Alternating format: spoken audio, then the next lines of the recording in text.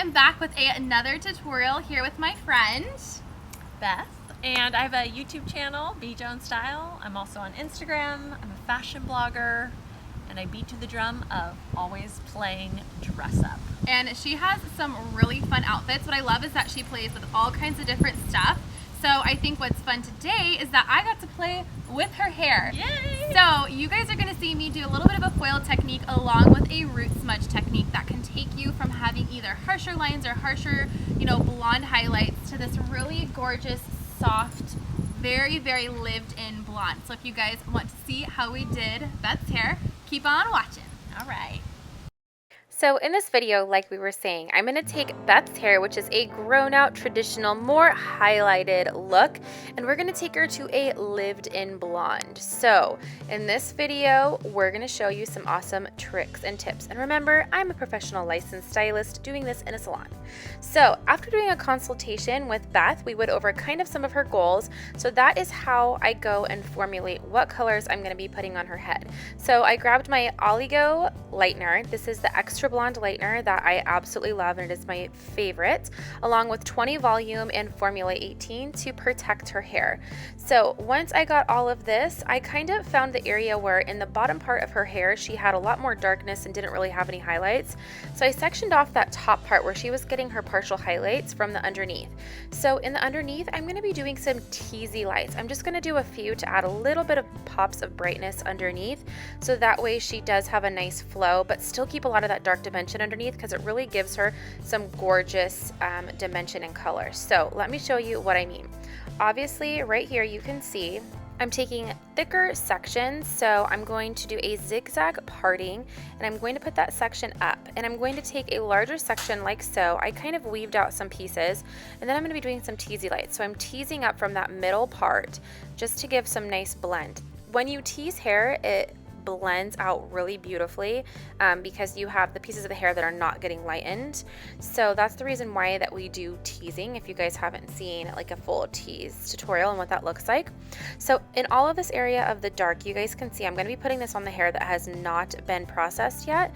So this is all of her virgin hair underneath. So I'm going to be doing what's basically like balayaging but in a foil. So I'm still going to be creating a nice V, but it's going to be more of like a shallow V rather than a deep V. And I'm making sure that this product is going to be fully saturated all the way through, because you want to make sure you have full saturation so that you don't have any spots or polka dots in your foils. So I'm just going to feather this up into that V, and then once I'm done, I'm going to pull the ends over that we do not need to lighten because they're already bright, and I'm going to fold this all the way up and then fold my edges in.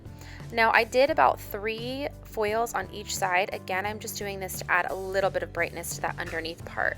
And anytime that you see any previously lightened pieces, I just pulled those up and out of the way, because we do not need to be going over those previously lightened pieces creating damage. That is a no-no.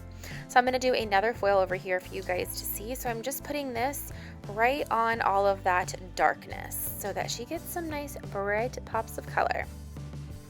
And you will always see me working with my Fermar foils unless I run out of these for some bad reason. They are the best foils ever for creating any type of look that you need foils in. So as I'm moving up the crown of her head, I'm going to start taking some regular stitch to baby stitch highlights, and obviously you guys can tell I'm going to be going up all the way towards the root. So now we're going to be going in and adding some more major brightness. And as you guys can tell, I'm going to be taking this all the way up to the very top part of my foil, going and covering any part that has darkness still left in it, avoiding the parts that have already been highlighted. So I'm going to be going in doing this a little bit less of a heavier hand of highlights, because we don't want her to be all blonde. We want her to have that lived in look. So we're probably going to be taking about 1/4 inch sections and then doing your highlights out of that. And then I just like to work my way all the way up the head until I am done. And then moving towards the front of her head, I like to section out that mohawk section to get that out of the way, because Beth does like to wear her hair towards the middle most of the time. So that's why I'm doing the mohawk section in the front, and I'm going to work on the sides first. So the parts near her hairline, I tend to take slices in the front. I like to do baby slices, so these are going to be a very fine, thin slice. So that way we can stack a few of these back to back to create a really bright emphasis in the front of the hair, which is going to give you that money pop. You can still do money pops in foils, utilizing slices, and you're going to get a really beautiful definition of color in the front. So using your Framar brush, it's really great to be able to get in there and get as close to that hairline as you possibly can. I like to tell my clients we're going to make it look like it's coming out of your own head. That's how your hair grows. So I like to follow this up using a diagonal back section to give a really natural fall to the hair. Working towards the front hairline, moving up to that mohawk section, what I do first is I actually come forwards and I like to take a little bit of a V going around their hairline because our hairlines are not straight, so I don't like to take just a straight on foil. I like to do little diagonal forward sections like you see me doing here, and I like to again do a few baby slices right in the front to get that really bright pop.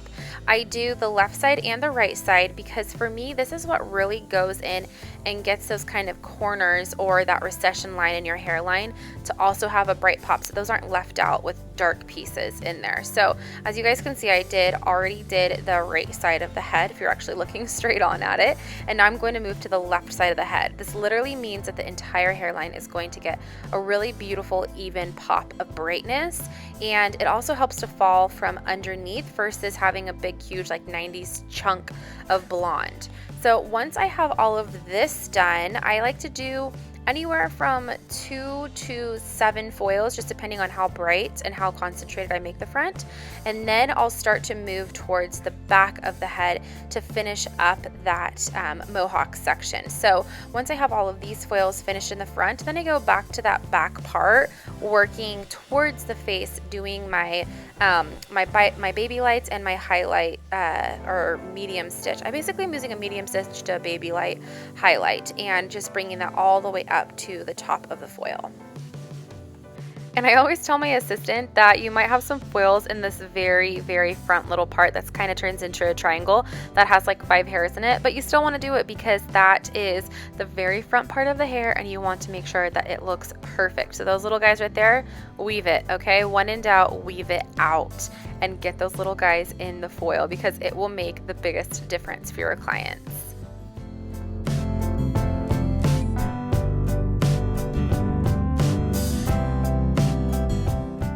And when we were done, I went and checked those back little teasy lights, and those lifted up so well. She lifts really, really well. So I just took those out with some water. And then what I did is I set her up under the heater to process just the top part of her hair to finish lifting what needed to be lifted.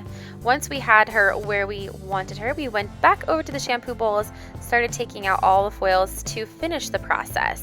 And I brought her back over to my chair to do a little smudge and tone. If you guys want to know how to do this, I created a separate video for you guys with a little bit more in-depth information on how I do a smudge and also how I did her toners. So you guys are going to be able to go watch that video.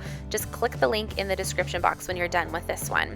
So after we smudge and toned her hair, we blew her out all dry and gorgeous. And this is when you can start to see that blend and just that beautiful bright pops of blonde. By the way, guys, this is one of my favorite toners ever.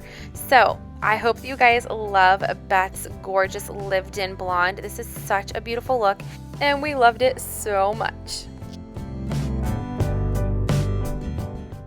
Thank you guys so much for watching the video. Please like and subscribe. Hop over to this girl's channel and like and subscribe to her too. And I will see you guys in the next video. Bye!